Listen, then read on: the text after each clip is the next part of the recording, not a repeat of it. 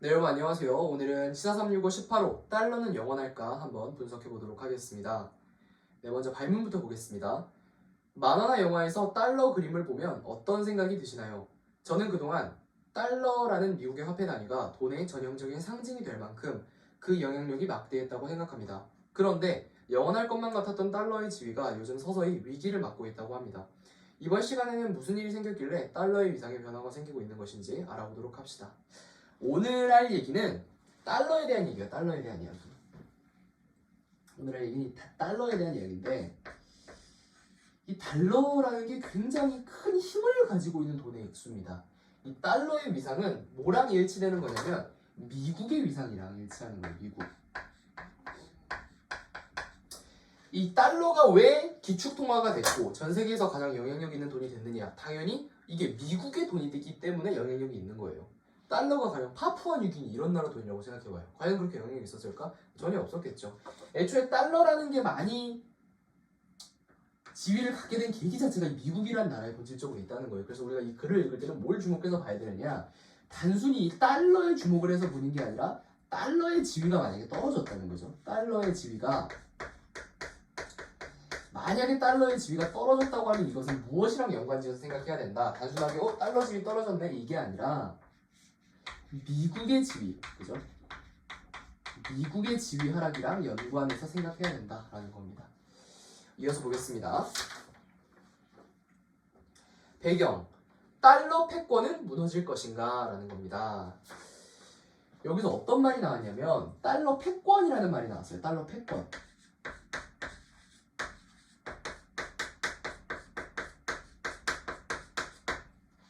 이 달러 패권이란 말이 나왔는데 패권이 영어로 하면은 헤게모니입니다. 헤게모니. 그리스어인데 헤게모니예요. 헤게모니. 헤게모니가 뭐냐면 패권이란 뜻인데 헤게모니는 다른 집단이나 단체를 좌지우지할 수 있는 힘을 얘기해요. 그래서 가령 내가 헤게모니를 가졌다는 건 무슨 뜻이냐면 집단을 움직일 수 있다는 뜻이에요. 가령 사람들이 이렇게 있는 집단이 있다고 칩시다. 이 집단이 있는데 어떤 왕이 딱 들어왔어요. 왕이 전형을 해가지고 왕관을 세웠는데 이 왕이 뭐라 이렇게 얘기를 하겠죠. 밭을 갈아라! 얘기를 하면은 이 집단들이 어떻게 합니까? 왕의 말에 따라서 밭을 갈아 간단 말이에요. 이런 힘을 뭐라 그런다고? 헤게모니라고 하고 이거를 패권이라고 합니다. 즉 이 패권의 핵심은 뭐냐면 바로 집단이에요. 집단. 이 달러화라는 돈이 과연 이 집단에 영향을 미칠 수 있는 건지를 생각을 해보자는 거예요. 무슨 말인지 알겠죠? 근데 결론은 뭐예요? 예스죠, 예스. 달러라는 돈 자체가 굉장히 사소한 변화만 주더라도 집단에 큰 영향을 미칩니다. 진짜 달러화의 이런 변화는 한 나라를 큰 경제 위기에 빠뜨릴 수 있을 정도란 말이에요. 그래서 달러 패권에 가졌다고 이야기하는 게 맞죠. 최근 외신을 통해 부각된 이슈 중 하나로 달러 패권의 약화를 꼽을 수 있다. 제닛 앨런 미국 재무부 장관은 직접 한 연설에서 글로벌 금융시장에서 달러와의 위상은 여전히 강하며 앞으로도 흔들리지 않을 것이라고 했다. 왜 갑작스레 달러 패권에 대한 의구심이 커지고 있는 걸까? 옛날에 그런 말이 있어요. 내가 무언가에 있어서 설명을 해야 되면, 그죠? 내가 무언가에 있어서 이제 설명을 해야 되는 시즌이 왔다. 그럼 이거는 이거 자체만으로 다운폴, 즉 몰락을 의미합니다. 왜 그런지 압니까? 진짜 그것이 굉장히 확고한 시기에는 이것에 대한 의구심이나 질문 같은 게 들어오지 않아요. 그러니까 메시 축구 잘해? 안 잘하는 거 이런 의구심이 안 든단 말이에요. 아주 완벽한 경지에 있고 완전하게 갖춰져 있는 상태라면. 일론 머스크한테 일론 머스크가 돈이 많긴 할까? 뭐 이런 생각을 안 한단 말이에요. 아무도. 그죠? 근데 여기서 지금 어떤 상황이에요? 이미 달러 패권에 대한 의문이 제기되고 있는 상황이란 말이에요. 그래서 당연히 그럼 미국 재무부 장관인데 달러 패권이 영원할 거라고 발표를 하지. 제가 생각해도 달러 패권 많이 약화된 것 같아요. 이렇게 얘기하겠습니까? 그래서 이것만 봐도 애초에 한 불과 2010년 진짜 이럴 때만 하더라도 아예 이런 의구심 자체가 없었어요. 달러에 대한. 그래서 굉장히 지금 심각한 상황이다라는 거예요. 달러 패권 입장에서 보면은. 볼게요. 우선 러시아 우크라이나 전쟁 이후 강해지고 있는 미국 달러 자산에 대한 기피 현상을 들 수 있다. 지난해 2월 전쟁 발발 직후 미국을 포함한 G7 국가들은 러시아에 대한 봉쇄를 단행했는데 군사적 봉쇄뿐 아니라 금융 규제 역시 크게 강화했다. 그 일환으로 러시아를 국제은행들이 달러 결제망인 스위프트에서 배제하고 러시아가 미국에 보유하고 있는 달러 자산을 동결하는 조치를 취했다. 달러 결제망에서 배제되면 러시아는 달러 표시 상품에 대한 수입과 수출을 이어갈 수 없다. 달러 결제에 대한 의존 경향이 강했다면 스위프트에서 배제되었을 때 받는 충격이 상당하다. 그러니까 이게 볼게요. 그러니까 달러 패권의 약화에 대해서 우리가 지금 본격적으로 이제 다루겠다는 건데, 그죠?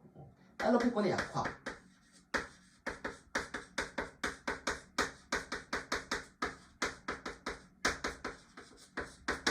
왜 달러 패권이 약화되었느냐? 사실 첫 번째 원인이 뭐다? 첫 번째 원인이 러시아, 우크라이나, 러시아 전쟁이다.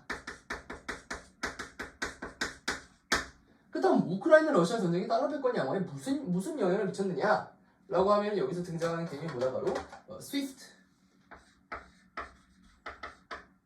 스펠링이 맞나?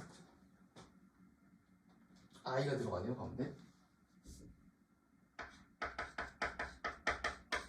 이 스위프트인데 이걸 잘 이해를 해야 돼. 왜 이것 때문에 달러 패권이 약화되었는지. 왜냐면 이 글만 읽어보면 왠지 이게 달러 패권의 강화 요인이 될 것만 같거든. 그죠? 무슨 얘기인지 알겠죠? 그러니까 결과적으로 달러 패권의 활용이 예시예요, 이거는. 달러 패권을 사용한 거예요, 달러 패권 사용.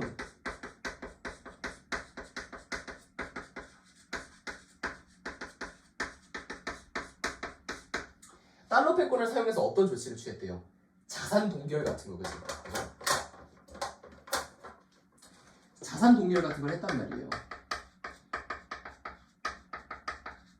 패권이 뭐라고? 헤게모니, 집단을 움직이는 힘이라고. 그래서 집단을 움직였잖아요, 이 미국이. 우크라이나에서 러시아를 어떻게 했어요? 러시아를 봉쇄했잖아요, 러시아 봉쇄. 근데 이게 왜 달러 패권이 약하냐? 여러분 한번 생각해보세요. 다른 나라 입장에서 이런 꼴을 보면 무슨 생각이 들 것 같아요? 와, 미국 달러의 힘 강력하네. 달러 만세. 이럴 것 같아요? 이 초년일 것 같지 않잖아. 어떻게 할 것 같아요? 여러분 같으면. 와, 이거 달러 계속 쓰다가는 야, 미국한테 한번 밑보이면 어떻게 된다? 야, 이거 완전 골치 아파진다. 미국이 보복 들어가면. 따라서 어떻게 해야 된다? 달러에 계속 의존해야 되겠어요? 아니면 달러를 더 이상 쓰면 안 되겠어요? 달러를 더 이상 쓰면 안 되겠다는 결론까지 도달하는 겁니다. 무슨 말인지 알겠죠? 그래서 이거 생각을 해보면 이 달러를 사용하게 될 경우 어떻게 된다는 걸 반증하는 사례가 된 거예요. 달러를 사용할 경우에는 미국의 손아귀에 놓인다는 거예요.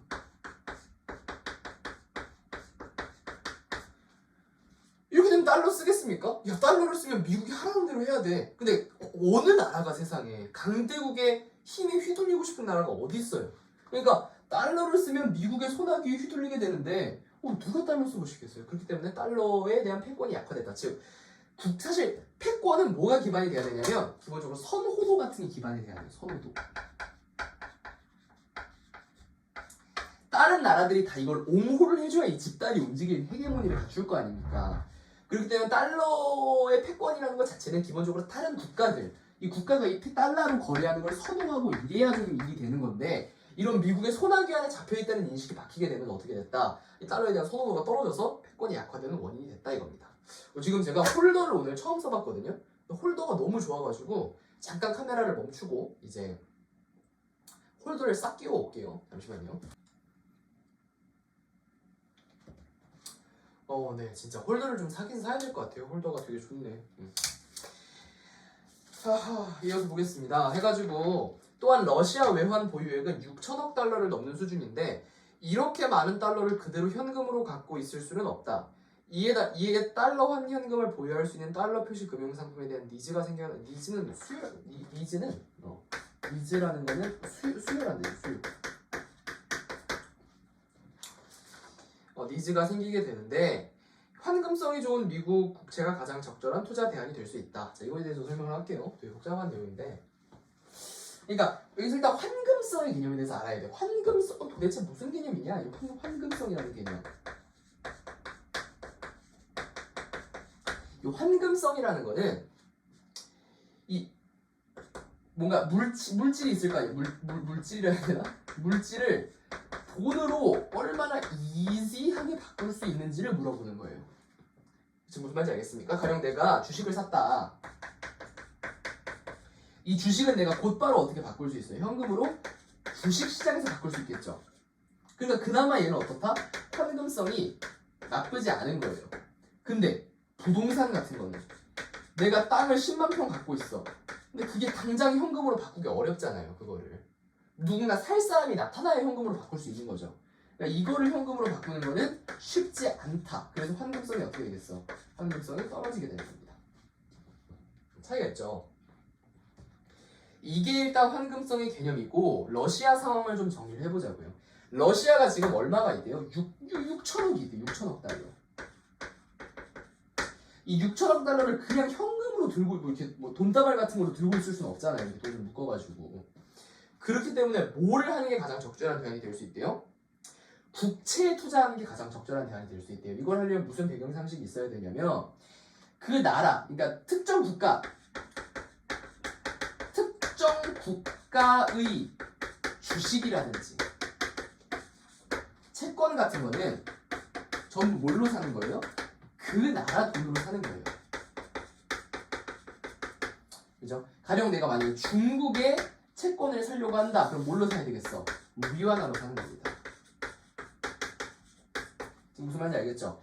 이런 식의 논리가 적용이 되기 때문에 내가 지금 달러가 6천억 달러가 있잖아요. 러시아에. 그러니까 이 6천억 달러를 어디에 투자하겠다는 거예요? 6천억 달러를 활용해서 미국 국채를 사겠다는 겁니다. 왜냐면 미국 국채가 어차피 달러를 갖고 못 사니까. 요런 이야기를 하고 있는 것이다. 오, 홀더 너무 좋은데?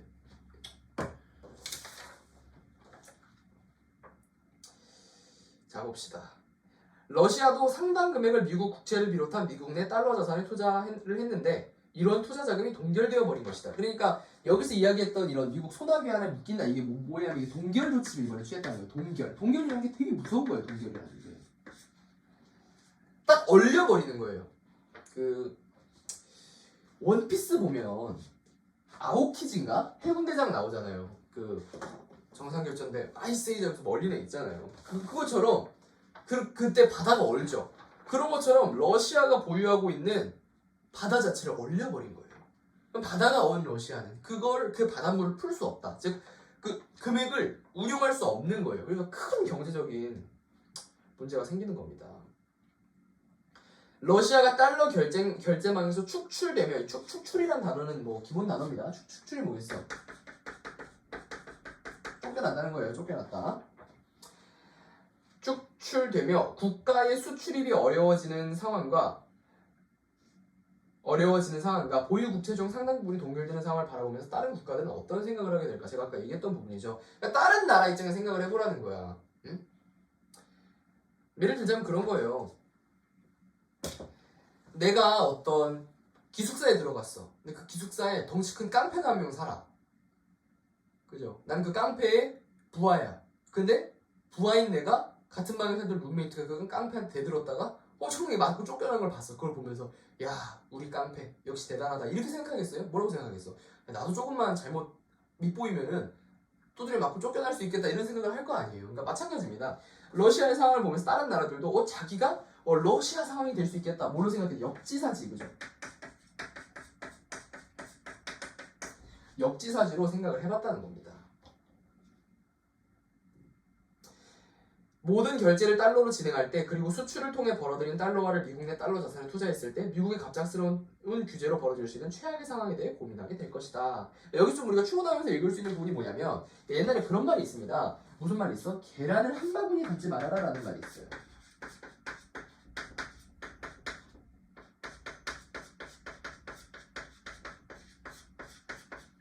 계란을 한 바구니에 담아놓으면 어떻게 되겠어요? 이 계란을 담아놨다가 쏟아지면 다 깨질 거 아니에요. 그러니까 한 바구니에 담지 말라는 거예요. 그러니까 옛날에는 어떻게 했다는 거예요. 옛날에는 돈의 종류가 많을 거 아니에요. 달러화도 있을 것이고 뭐 위안화도 있을 것이고 뭐 유로화도 있을 것이고, 그죠? 위안화,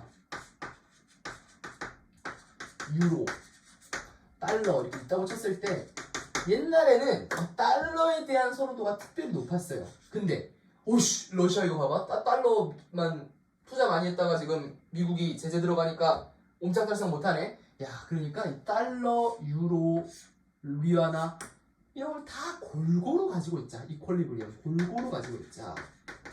이런 생각이 시작됐다는 겁니다. 그렇기 때문에 당연히 옛날에는 달러가 모든 지위를 다 독점을 하고 있었단 말이야. 근데 이런 지위가 유로화라든지 위안화라든지 이런 것으로 분리되면서 당연히 달러의 패권은 약화되는 거죠. 이런 흐름이라는 거예요.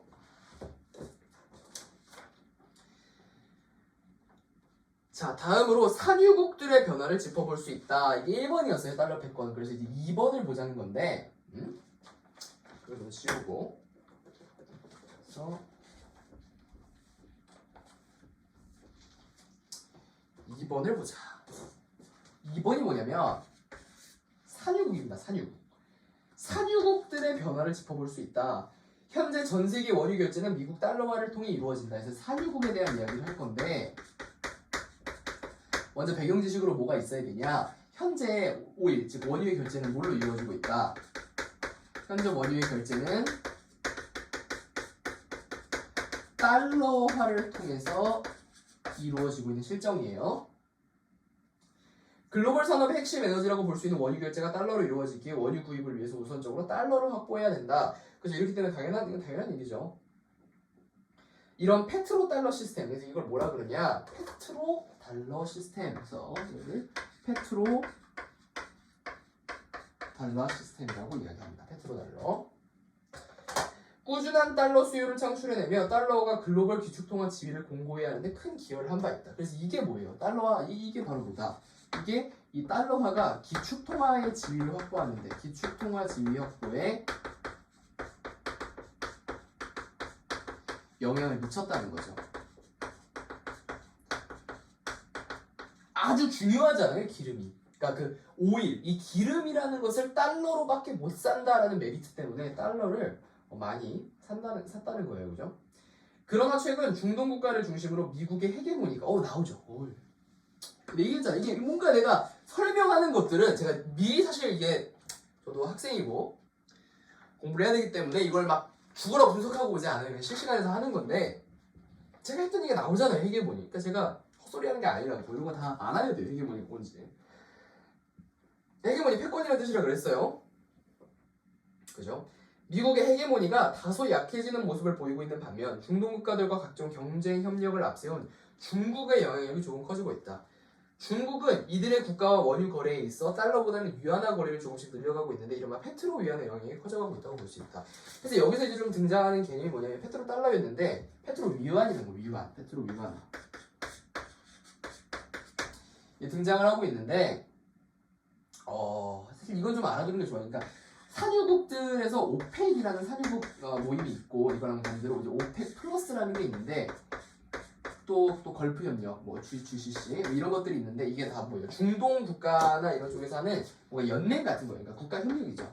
국가 연맹이라고 보면 되는데 이런 연맹들을 좀 주목을 하고 있을 필요가 있다. 이건 좀 아비규환 북아프리카 해가지고 뒤쪽에서도 나올 텐데 이 오펙 플러스 뭐 이런 국가 이런 것들이 산유, 즉 기름을 모으기 위한 이 기름을 채굴하는 국가들 산유국들의 모임이거든요. 진짜 깜짝 놀랐어요.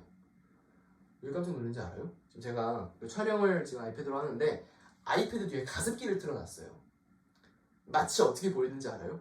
아이패드가 과부하돼서 이렇게 김이 나는 것처럼 보여서 깜짝 놀랐습니다. 어쨌든 이런 것들에 대해서도 좀 생각을 해봐야 된다는 거예요. 이런 산유국들이 모여있는 이런 국가연맹들에서 무엇을 하느냐 뭐 이런 것도 좀 중요한 부분이다. 해가지고 어쨌든 지금 무슨 얘기하는 겁니까? 원래는 뭘로 결제했었다? 원래는 당연히 달러화로 이제 결제를 했었는데 이 달러화로 더 이상 결제를 안 하고 뭘로 결제할 거다? 위안화로 결제하는 국가들이 늘고 있다. 그래서 우리는 끝없이 이 지문을 뭐랑 뭐의 대립 구조로 봐야 되냐면 여기 위에다 쓸게요. 이 위안화랑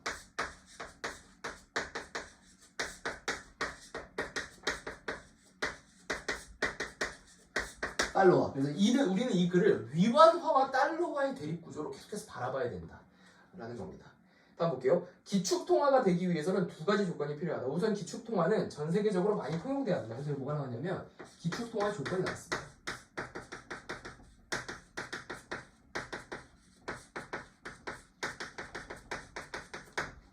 기축통화의 조건이 뭐냐면 첫 번째로 전 세계적으로 많이 통용돼야 된다.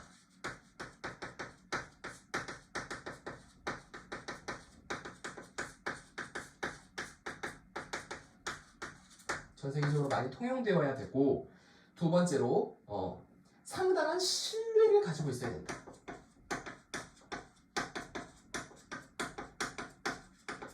세 번째로 두 가지를 합치면 모순이 발생할 수 있는데 많이 통용되기 위해서는 상당 수준의 무역 적자를 기록해야 된다. 중요한 부분입니다. 무슨 내용이냐면 볼게요. 일단 이 두 가지 먼저 정리하면 기축통화의 조건. 기축통화가 쓰려면 어떻게 된다? 많이 통용돼야 된다. 당연하겠죠. 뭐 한 나라에서밖에 통용이 안 되는데 어떻게 기축통화 역할을 수행하겠어? 많이 통용돼야 되는데 그와 바탕으로 이제 상당한 신뢰가 필요하대요. 신뢰라는 거는 간단하게 얘기하면 국가의 이제 그런 영향력을 보면 됩니다. 이건 좀 약간 정석적인 건 아닌데 국가가 사회에 끼칠 수 있는 영향, 즉 헤게모니를 보면 신뢰 여부가 좀 대충 판단이 돼요. 한번 볼게요. 자, 일견타당해 보이는 이 두 가지를 합치면 모순을 발견할 수 있대. 모순. 참과 방패라는 뜻이죠. 모순이 뭘까? 왜 모순이 생기느냐? 많이 통용되기 위해서는 해당 국가가 상당 수준의 무역 적자를 기록해야 한다. 무역 적자가 늘면 해당 국가 통화 가치는 하락할 것이고 그만큼 통화에 대한 신뢰가 훼손될 것이다. 이걸 경제를 안 배운 애들은 이 말을 이해를 못할 거예요 아마. 되게 어려운 내용인데 그러니까 그럼 여기서 나왔어요. 신뢰가 도대체 뭐냐? 그럼 신뢰는 여기서 뭐라 그랬어요? 신뢰란?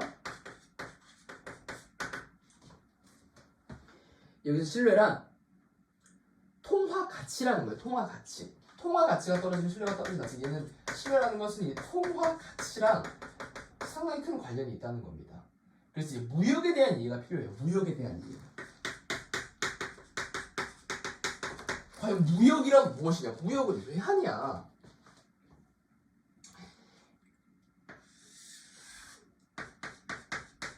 A국이 있어요.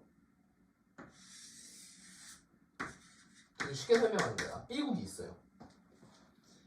무역을 왜 할 것 같아요? 일단 원초적인 질문. 과연 무역은 왜 할까? 여러분이 가령 무역으로 햄버거를 좀 이상하지. 무역으로 뭐 닭고기를 수입하려고 그래요. 우리나라에서 닭을 재배한다고 안 하지. 닭을 사육해서 닭고기로 만드는데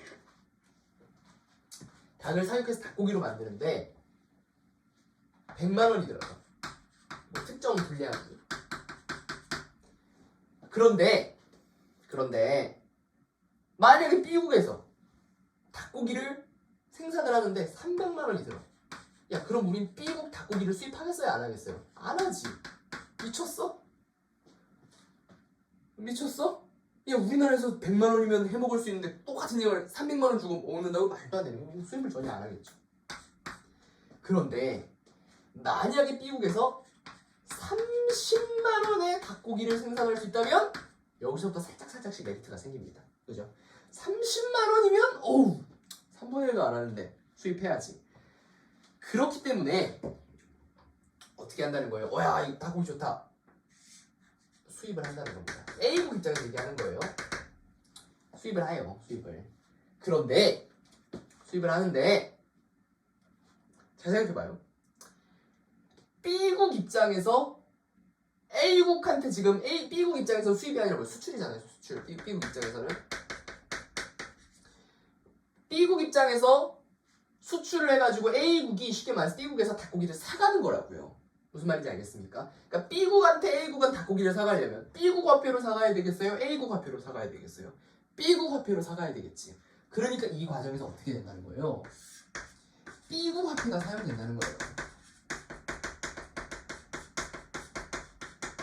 그럼 얘는 뭐에 영향을 미치겠어? 많이 통용되게 되겠죠. 지금 무슨 말인지 알겠습니까? 다시 A국이 B국한테 B국이 닭고기가 더 싸기 때문에 B국 화폐로 닭고기를 사간다는 거야. 그러면 B국 화폐가 많이 사용되면서 많이 통용이 된다면서 이 많이 통용된다는 기축통화의 조건을 충족하게 된다고. 근데 B국은 A국이랑만 거래를 하나? C국이랑도 하겠죠? D국이랑도 할걸? 이런 식으로 B국이 많은 국가들과 거래를 하게 되면 거래를 하게 될수록 많이 통용되게 된다고, 미국 화폐가. 그러면 점점 미국 화폐는 기축 통화의 조건으로 자리매김해 가는 거예요. 그런데 여기서 큰 문제가 발생하게 됩니다. 왜? B국은 뭐에 신경을 쓸 것 같아? A국이 100만 원의 닭고기를 생산한다고 해봐. 30만 원에 팔아서 이득을 받잖아. 근데 C국에서는 닭고기를 생산하는데 40만 원이 든대. 그러면 사실상 이 30만 원에 파는 게 별반 차이가 안 난단 말이야. 그죠? 그럼 C국 입장에서 우리가 과연 B국이랑 거래를 해야 될까? 이런 의구심이 생기겠죠. 거래 안 해도 될 것 같은데. 그래서 뭐라 그러는 거예요? 야, 내가 특별히 C국이니까 30만 원 아니고 20만 원 해줄게. 이렇게 쇼담이라는 말은 좀 그렇죠? 이렇게 그러면 쇼담 그러니까 합의를 보기 시작합니다. 이렇게 되면 어떻게 돼요? 생각해봐. 30만 원에 팔던 고기를 20만 원에 팔아. 그럼 얘네들은 뭘 보게 됩니까? 필연적으로 적자를 보게 됩니다. 적자. 필연적으로 적자를 보게 돼요. 얘네들이 적자를 보잖아요. 그러면 신뢰도가 훼손됩니다. 왜? 통화 가치가 좀 보존이 되는데 계속 적자를 보면, 여러분 적자 나는 회사 주식 사고 싶어요? 여러분이 회사 주식을 살 거야. 어떤 회사는 매일 흑자를 100만 원씩 내고 있어. 어떤 회사는 매일 적자를 100만 원씩 내고 있어. 그건 나겠죠, 그 회사는. 그러면 안 산단 말이야. 그러니까 이런 것처럼, 자 봐봐. 필연적으로 많은 나라들이랑 거래를 해야지만 신뢰가 생긴단 말이야. 즉 많은 나라한테 물건을 수출해야 된단 말이야. 그래야 신뢰가 생겨요. 근데 수출을 많이 하기 위해서는 가격 경쟁력이 있어야 되고요. 바로 중요한 소재보다 나오진 않았지만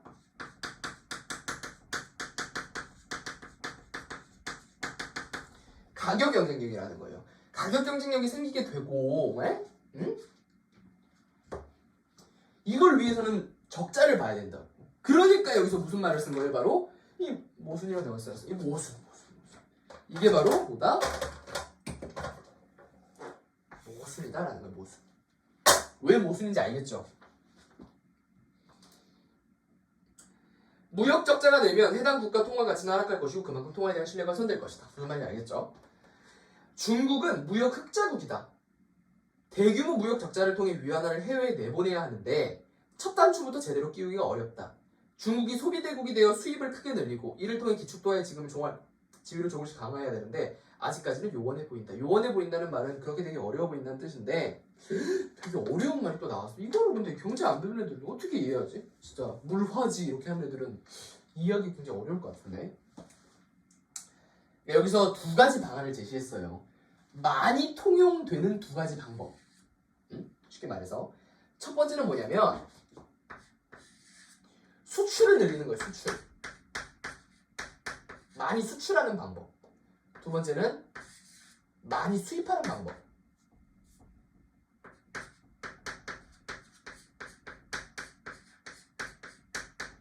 두 가지가 있어요. 수출을 하는 방법이 있고 많이 수입하는 방법이 있어요. 수출을 하려면 어떻게 해야 된다 그랬어? 가격 경쟁력을 키워야 된다고. 그러려면 필연적으로 가격을 낮추고 뭘 해야 된다? 수출을 하는 국가 입장에서는 적자를 많이 보게 돼요. 그죠? 근데 많이 수입하는 국가들에서는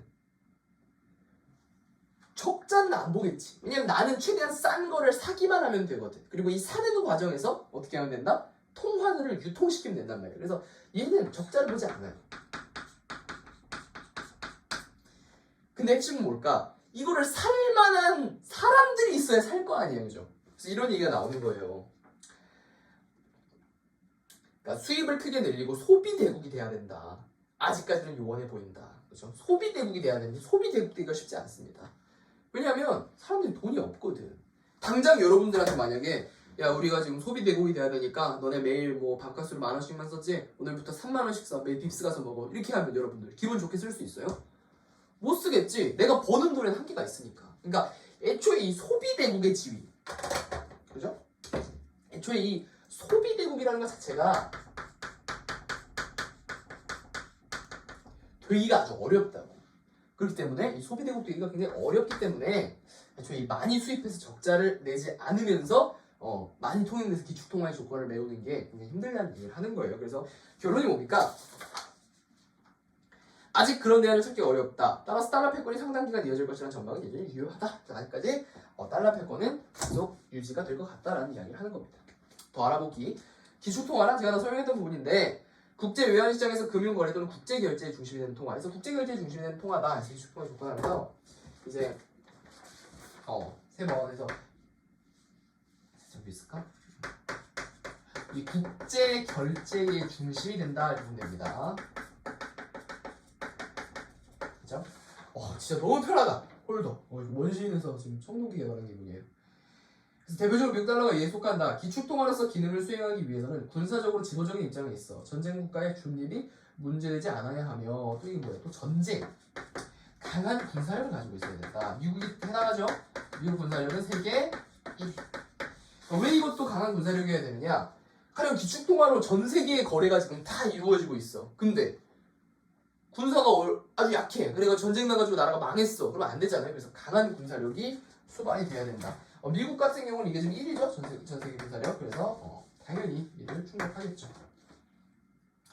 5번 보면 기축통화 마련국은 다양한 재화나 서비스를 생산하고 통화 가치가 안정적이며 고도로 발달한 외환시장과 금융 자본시장 없이 복잡해. 대외 거래에 대한 규제 없어야 된다. 기타 등등 많아. 오케이. 역사적으로 영국의 파운드와 미국의 달러화를 기축통화로 부른다. 그래서 지금 5번 내용 간단하게 요약하면 결과적으로 안정적이어야 되고요. 나라가 됐든 뭐 통화의 가치가 됐든 안정적이어야 되고 그리고 나서 아주 발달한 시장을 가지고 있어야 된다. 발달한 시장을 가지고 있어야 된다. 근데 글씨 훨씬 예뻐진다 이게. 옛날에 그냥 분필 손으로 잡고 썼거든요. 근데 훨씬 글씨가 빠르고 예쁘게 쓸 수 있네. 그래서 상당 기간 이어질 것이라는 전망은 여전히 유효하다고 할 수 있다. 라는 겁니다. 해서 보면은 영국의 파운드화는 19세기 중반 이후 국제금융의 중심지로서 영국이 가진 강력한 세력을 배경으로 하고 기축통화의 역할을 담당하였다. 18세기, 17세기 이럴 때는 옛날에는 영국이 짱이었어요. 그래서 이게 사실상 세상의 흐름이 어떻게 바뀐 거냐면 영국에서 미국으로 넘어가는 거예요.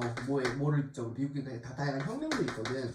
이 혁명들과 플러스로 통일, 남북 통일을 배경으로 한 자본주의의 발달로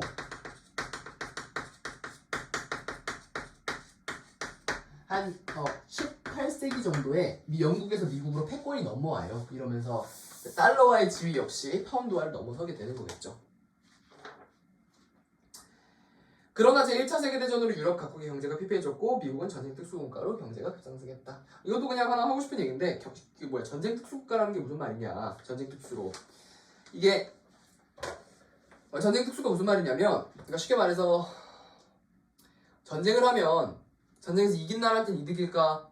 손해일까? 이긴 나라 손해예요. 진 나라는 개손해죠. 그럼 전쟁에서 이득을 보는 나라는 뭐냐? 주변 국가들. 대표적인 게 어디 있습니까? 일본이 있습니다.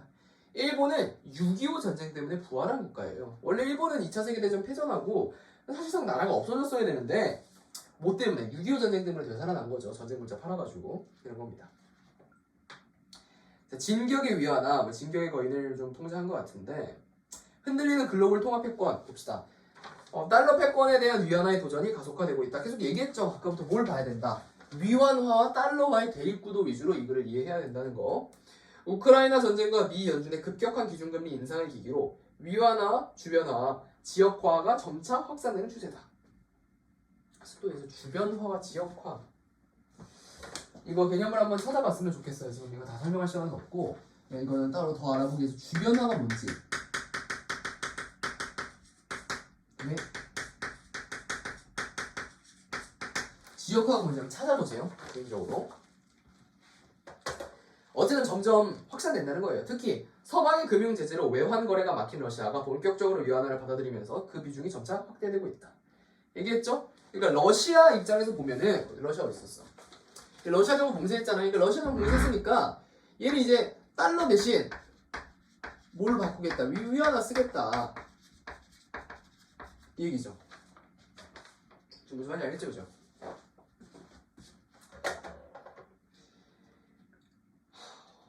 지난 2일 모스크바 외환 거래소 위안화 거래량이 1조 4천억 루블로 위안화 비중은 달러 대비 압도적으로 높아졌다.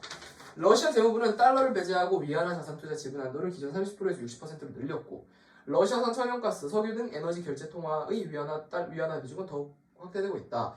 그래서 천연가스에서 지금 아까 얘기했다시피 석유, 그래서 산유국의 플러스로 뭐 그냥 추가적인 자원, 그냥 자원도 지금 많이 달러가 아닌 위안화로 거래가 되고 있다는 거예요. 러시아산 천연가스, 석유 등 에너지 결제 통화 위안화 비중은 더 확대되고 있다. 게다가 미국의 지속적인 기준금리 인상으로 한머니가 미국으로 옮겨가면서 강달러 현상이 위안화 국제화를 더욱 부추기고 있다.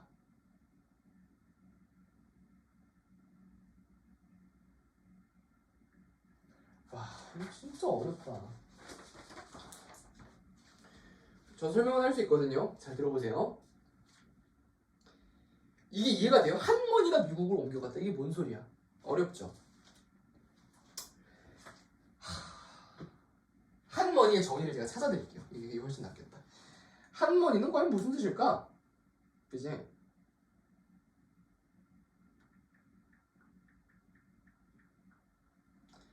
한머니는 투기적 이익을 찾아 금융시장을 이용하는 단기 자금을 얘기해요. 그래서 한머니라는 게 여기다 쓸게요. 한머니라는 건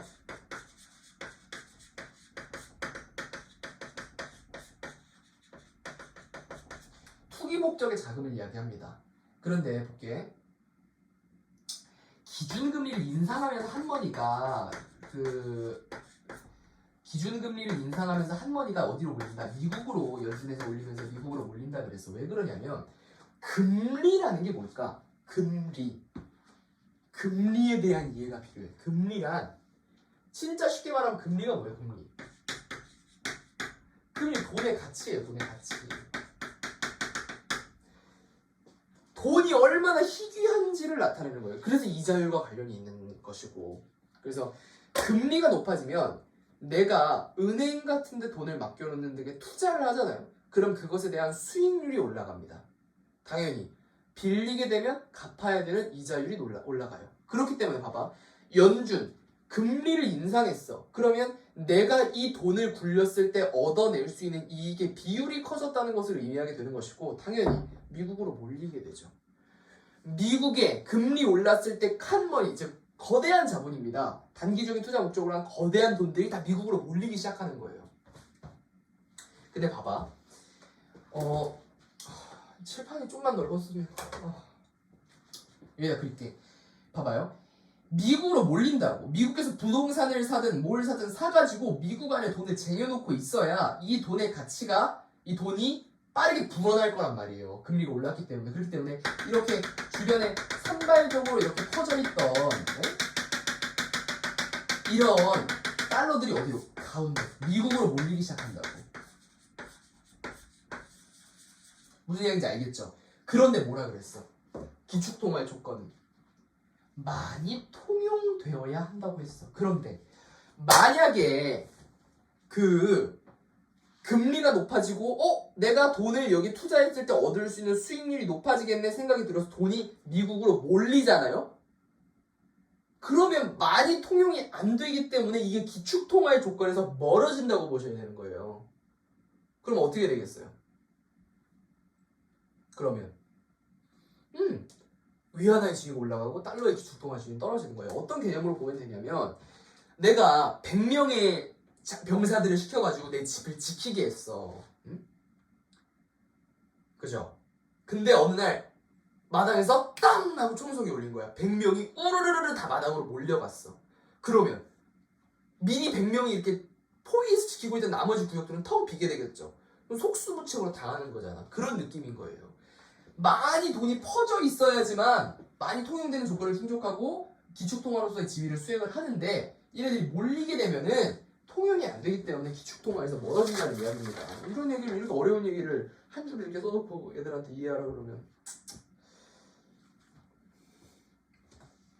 강달러가 수출주도형 개도국 신흥국과 중동국가의 통화가치 하락과 수입물가 상승으로 이어지면서 대규모 무역 수지가 발생하면서 달러에만 의존할 수 없다는 분위기가 형성되면서 위안화를 대체통화로 선호하는 국가들이 늘어나기 시작했다. 엄청 어렵죠, 이것도.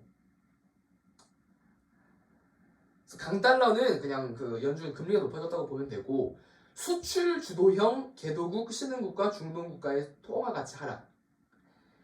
자, 이걸 다 설명하면 오늘 그냥 하루 종일 해야 될 것 같은데 밤새서 어디까지 설명해야 되는 거야 도대체? 그러니까 통화 가치 하락이 환율의 상승인 건 알아요?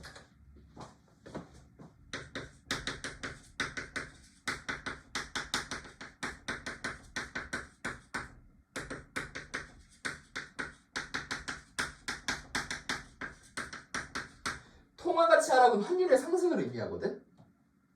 그러니까 딱 쉽게 정리하고 이런 얘기하다가는 그 나를 새겠다. 간단하게 얘기해서 뭐 넘어가. 이해하려고 하지 마요. 지금 이해하려면 국제 수준 나왔기 때문에 국제 수준 때문에 설명을 해야 되잖아. 하지 마. 국제 수준은 간단하게 말하면 뭐냐? 내가 번 돈 마이너스 잃은 돈 이렇게 생각하면 돼요. 나라의 기준으로 그렇게 생각하면 되고 그냥 쉽게 말해서 이건 이해할 필요가 있어. 뭐였기 때문에 그 통용이 안 돼서 기축통화로서의 지위를 수행하기 어려워졌다. 근데 이것까지는 하지 맙시다. 뭐 수입, 수출 이런 걸로 해서 무역 수지 발생, 달러에만 의존할 수 없다는 분위기. 진짜 쉽게 설명하면 어떻게 이해하면 되냐면 달러를 굴려서 버는 돈보다 다른 것들을 굴려서 버는 돈이 커지기 시작했다는 거야. 지금 무슨 말인지 알겠죠? 내가 기존까지 달러화를 운용해서 거래했던 거, 수입했던 거, 무역했던 것보다 점차 다른 나라의 돈이 그 비중이 커지기 시작한 거라고. 그게 뭐야? 위안화야. 그래서 그런 것 때문에 선호도가 높아졌다라는 겁니다. 무슨 말인지 알겠죠? 위안화를 대체통화로 선호하는 국가들이 점차 늘어나기 시작한 것이다. 지정학적 리스크 확대와 글로벌 경제 침체 속에서 미국은 달러를 찍어내면 되지만 그 피해는 고스란히 힘없는 신흥국가 개도국이 떠안게 된다는 이유에서다. 그러니까 이게 또 이걸 자꾸 미국은 기축통화국이잖아? 달러를 찍으면 돼요.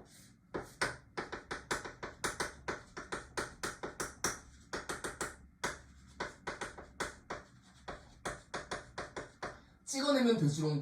무슨 말이냐? 만약에 독일 사례를 봐도 그렇지만 기축통화가 아닌 나라의 화폐를 막 찍어내잖아요? 큰 문제가 생깁니다. 엄청난 인플레이션이 찾아오게 돼요. 왜? 많이 찍어내면 찍어낼수록 통화 가치가 떨어져서 휴지 조각이 돼요. 돈이 휴지 조각이 된다고. 그런 말 많이 들어봤죠. 근데 기축통화는 어차피 내가 달러 가격 올려봤자 달러 많이 찍어내가지고 달러의 가치를 떨어뜨려봤자 어차피 다른 나라에서 다 달러 쓰는데 무슨 상관인 거예요?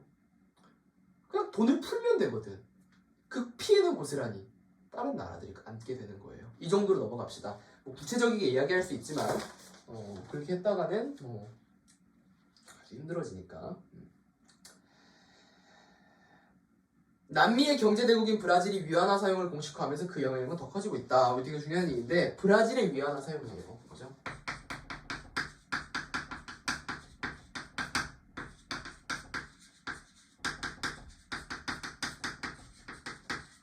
브라질이 위안화를 사용하기 시작했다는 얘기.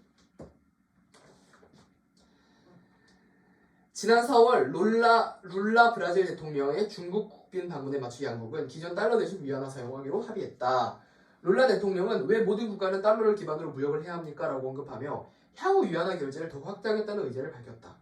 기다렸다는 듯이 아르헨티나도 중국과의 교역에서 위안화로 결제하겠다고 발표했다. 이어간 거죠. 극심한 인플레이션을 겪고 있는 아르헨티나가 강달러 약폐소로 인해 외환 보유액이 줄어들면서 위안화를 대체통화로 적극 활용하겠다는 것이다. 이도 마찬가지로 이야기하지만 강달러 약폐소 현상으로 인해서 외환 보유액이 줄어들면 가뜩이나 인플레이션 심한 국가가 힘들겠죠. 그렇기 때문에 위안화를 대체통화로 활용해가지고 이런 본인 국가의 문제를 타파하겠다라는 취지입니다. 모건 스탠리는 위안화가 향후 10년 내 달러 유로와 함께 글로벌 3대 결제 통화가 될 것으로 전망한 바 있다. 제가 3대 결제 통화 써놨어요. 2022년 기존 중국 위안화 결제액은 42조 위안으로 2017년보다 3.3배 증가하면서 위안화는 현재 세계에서 5번째 지불통화, 3번째로 큰 무역통화로 자리매김했다. 놀랍죠? 뭐가 놀랍냐면 기껏 지금까지 위안화 했잖아. 2위는 될 줄 알았지. 5위밖에 안 돼요. 유로화가 훨씬 큽니다. 왜냐하면 유로화가 클 수밖에 없는 게 유로화는 EU라는 유럽 연합이 있잖아. 이 영내 포괄적 경제 이건 아니구나 잘못 얘기했어. 이거는 굉장히 거의 단일 시장이거든요. 독일 앞에 쓰니까 그 정도로 큰 그런 그 경제협력 기구이기 때문에 EU한테 밀리죠. 그래서 유로화한테 밀립니다. 국제통화기금 IMF에 따르면 2022년 전 세계 거래에서 위안화 비중은 2.7%로 달러, 유로화 대비 큰 격차를 보이지만 달러 비중 축소, 위안화 비중의 점진적 확대 현상이 확연히 나타나고 있다. 흥미로운 것은 위안화를 활용한 첫 액화 천연가스 거래가 프랑스가 성사되면서 위안화의 국제화가 더욱 힘을 얻는 모양새다. 에서 프랑스 토탈 에너지를 수입하면서 위안화를 결제했다. 에너지는 달러로 결제는 일반적인데 위안화 결제가 처음 비행기 생활의 임무를 풀었다. 라고 해놨는데 결과적으로 지금 추이가 어떻다는 거야. 지금 쉽게 말해서 지금 달러화 거래는 여러 이유로 줄어들고 위안화 거래는 여러 이유로 증가한다라는 이야기죠. 무슨 말인지 알겠죠? 달러화 거래는 뭐 패권 문제, 산유국 문제, 이게 돈이 모이는 문제, 한원이 문제, 강달러 문제 이런 걸로 인해서 달러화의 지위는 점점 떨어지고 사용되는 비율도 줄어들고 근데 위안화는 이 나라 저 나라 하자라고 늘고 있다라는 거예요. 무슨 말인지 알겠죠? 참고로 강달러에 대한 얘기를 잠깐 할게. 강달러를 제가 찾아드릴게요. 강달러에 대한 이야기를 하면 선진국이 어머징의 자본을 빨아들이는 시기이고 반대로 이머징이 선진국의 자본을 빨아들이는 시기가 약달러다. 이게 뭐냐면 선진국이 자본을 빨아들이는 시기라는 거예요. 그래서 강달러에 대한 설명을 간단하게 하면 이거랑 똑같은 거야. 강달러. 이게 그냥 아까 설명 그대로인지 이게 강달러예요.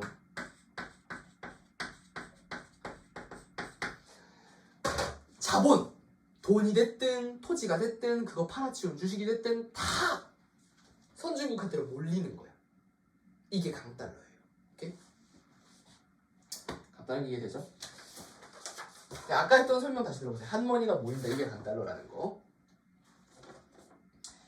자, 미국 부채 한도 극적 타결 이뤄도 경제 금융 안보 전방에 타격. 미국 연방정부의 부채 한도 협상이 다음 주 정도 마무리될 것으로 관측되는 가운데 이번 협상이 막판 극적 타결을 이루더라도 금융 경제 안보 측면에서 미국이 처리해야 하는 비용이 적지 않다는 분석이 나왔다. 블룸버그 통신은 미국이 막판에 극적으로 채무 불이행 위기를 피하더라도 채무를 성실하게 이행하는 국가라는 명성에 큰 타격을 입고 그 영향은 향후 몇 달 혹은 몇 년간 지속될 것이라고 전했다. 투자자들은 이미 미국 국채를 더 이상 무위험 자산으로 인식하지 않으면서 미국 자금 조달 비용은 커지고 있다. 볼게요. 지금 세 가지 포인트 나왔어요. 뭐 나왔냐면 무위험 자산이라는 이야기,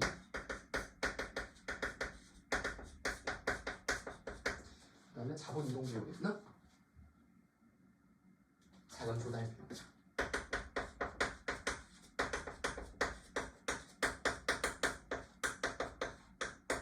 채무. 나라도 빚을 집니다. 사람만 빚을 지는 게 아니에요. 나라도 엄청난, 진짜 사람은 상상도 못할 정도의, 일본은 무려 1조도 아니고 1만조의 빚을 지고 있는데 이 국가가 이 채무를 이행하지 못하면 똑같아요. 사람이 이행하지 못하는 거야. 신용도가 떨어지고 많게는 파산하게 됩니다. 그 파산을 뭐라 그러냐면 모라테리움이라고 합니다. 그리스가 모라테리움을 선포한 대표적인 나라인데 마찬가지예요. 그래서 미국도 옛날에는 무위험 자산, 즉 미국이잖아. 미국이면 세계 최강 국가. 미국 국채 투자하는 건 무위험해. 전혀 위험하지 않아. 라고 인식이 되었으나 지금은 이제 더 이상 그렇지 않다. 왜? 미국이 극적 타결을 했기 때문에. 극적 타결이라는 건 뭘 의미해요? 극적으로 타결이 안 될 수도 있었다는 얘기잖아. 극적으로 타결 안 되면 미국은 채무 불이행자가 되어버립니다. 그런 실정이었기 때문에 더 이상 무위험 자산이라는 인식이 깨지고 있다는 이야기고, 또 이런 식으로 미국에 대한 국가에 대한 신용도가 떨어지면 뭐가 문제가 생긴다? 바로 자금 조달 비용에 문제가 생긴다.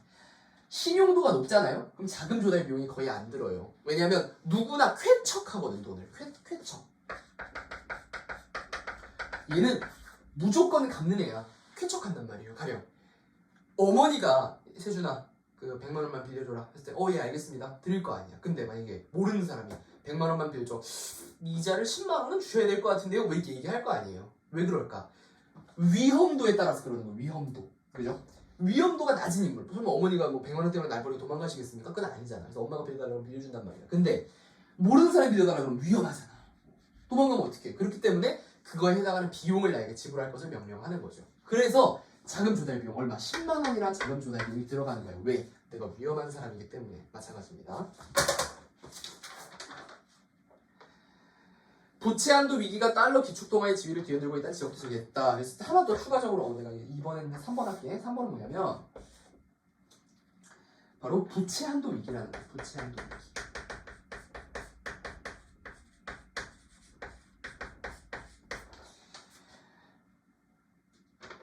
미국 의회 예산국 12호에 따르면 세계 각국 중앙은행들의 준비금 가운데 달러 비중은 60% 미만으로 떨어졌다. 오휴, 많이 떨어졌네.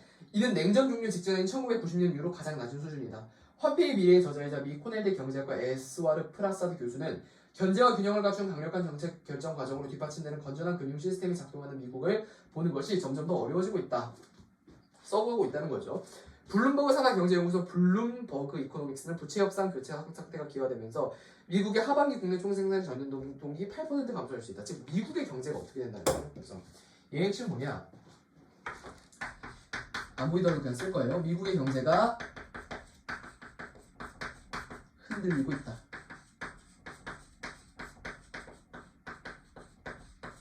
이게 어떻게 보면 메인인 거지. 미국의 경제가 흔들리고 있다.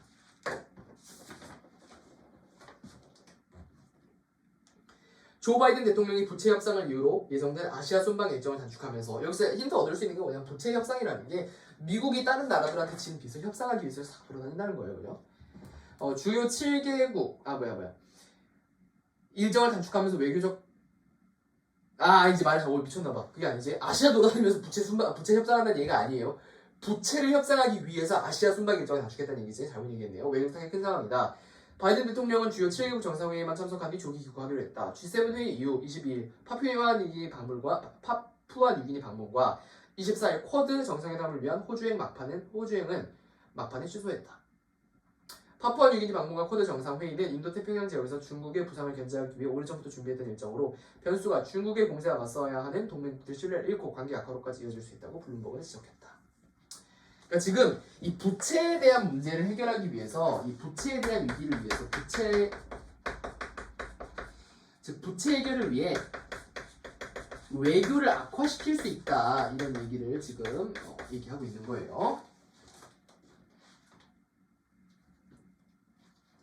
앞서 지난 9일과 17일 열린 1, 2차 부채 한도 협상이 빈손으로 끝났지만 백악관과 공산당의 협상 결과 모두 낙관적인 시간을 내비쳤다. 다행히 낙관적이네, 그죠? 다행히 어떤 상황이다? 낙관적인 상황입니다.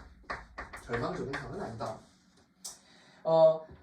공화당의 케빈 메카시 하원 위원장도 디폴트 상태가 된 일은 없을 것이라고 단언했다.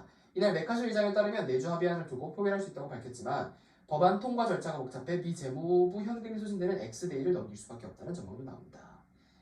그래서 이거 X데이에 대한 이야기를 잠깐 하려면 제가 부채 협상이 뭔지 여러분 아직까지 이해가 잘 안 되죠? 이제 다 했는데 부채 협상이 뭔지에 대한 간단한 이야기를 해줄게요. 잠깐만요. 제가 또 잘못된 전달을 전달하면 안 되기 때문에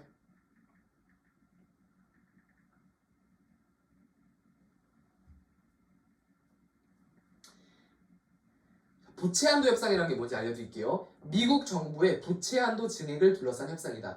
매년 1조 달러가 넘는 재정 적자를 내온 미국 정부는 왜 재정 적자 나왔다 그랬어?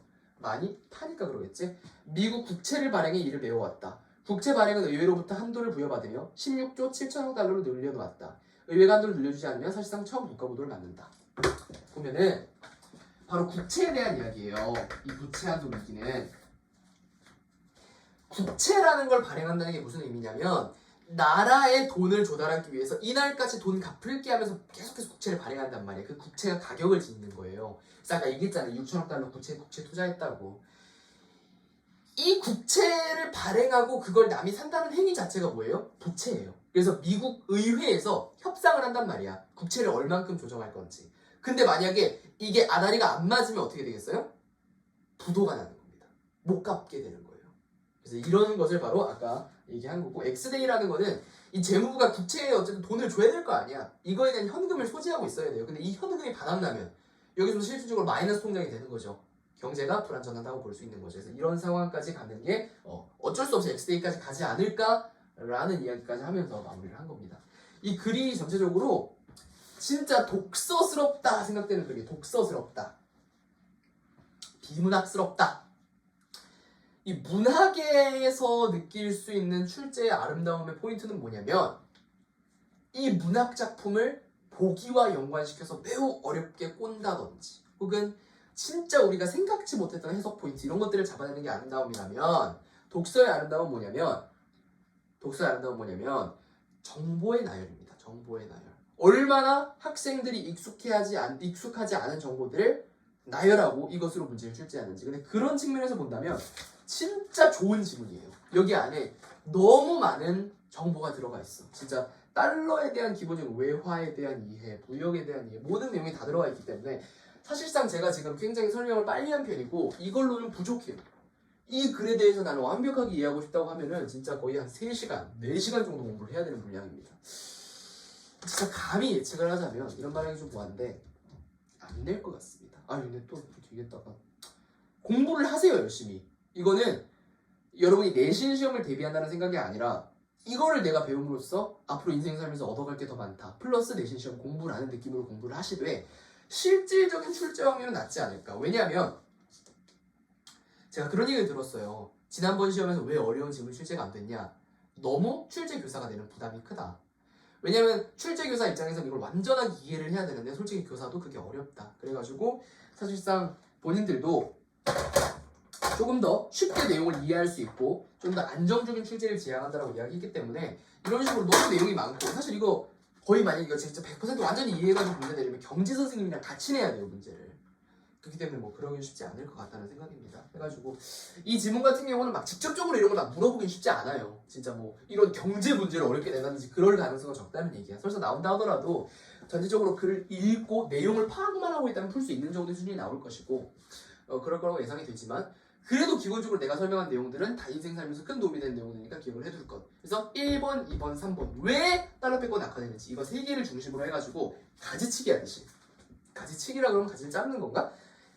가지를 뻗어나가듯이 이런 식으로 이 3가지 러시아 전쟁, 산유국 문제, 부채 한도 위기 이 3가지를 토대로 해가지고 이런 식으로 왜 기축통화의 조건에 대해서 생각해보고 강달러 현상에 대해서도 생각해보고 브라질 위안화 사용한다고 그 다음에 주요가 지변화 뭐지? 금리가 뭐지? 통화가치 하락은 뭘 의미하지? 영국에서 미국으로 파운드화의 전환 배경은 뭐 이런 것들을 좀 생각을 해보면서 전체적으로 이 글은 마인드맵 형식으로 좀 가지치기를 하면서 공부를 했으면 좋겠다라는 입장입니다. 네, 오늘은 여기까지 하겠습니다. 오늘 여기까지 할 것이고 사실 좀 일찍 끝냈어요. 왜냐면 2가지 이유가 있는데 하나는 내가 설명하면 끝이 없을 것 같아서 진짜 마음 먹고 준비해서 설명할 수 있거든요. 그러면은 한 3시간 정도 강의해야 될 것 같아요. 그래서 그건 포기했고 일단 그래서 지금 좀 늦었어요. 지금 1시가 넘어갔기 때문에 저도 너무 피곤해가지고 좀 시간이 짧아졌는데 하지만 제가 필수적인 내용들은 다 다뤘으니까 절대 걱정하지 말고요. 난 이거 열심히 듣고 열심히 공부해가지고 좋은 성과 내기를 바라겠습니다. 다음 이제 19로 찾아올 거고요. 중간에 이상한 도표 분석 문제가 하나 있어요. 그거를 내면은 그건 너무 심하죠. 그건 안 되겠죠. 사실 그것도 다루긴 할 텐데 어쨌든 전체적으로 한번 쭉 다뤄보도록 하겠습니다. 오늘 여기까지 하겠고요. 시청해주셔서 감사합니다. 이상입니다.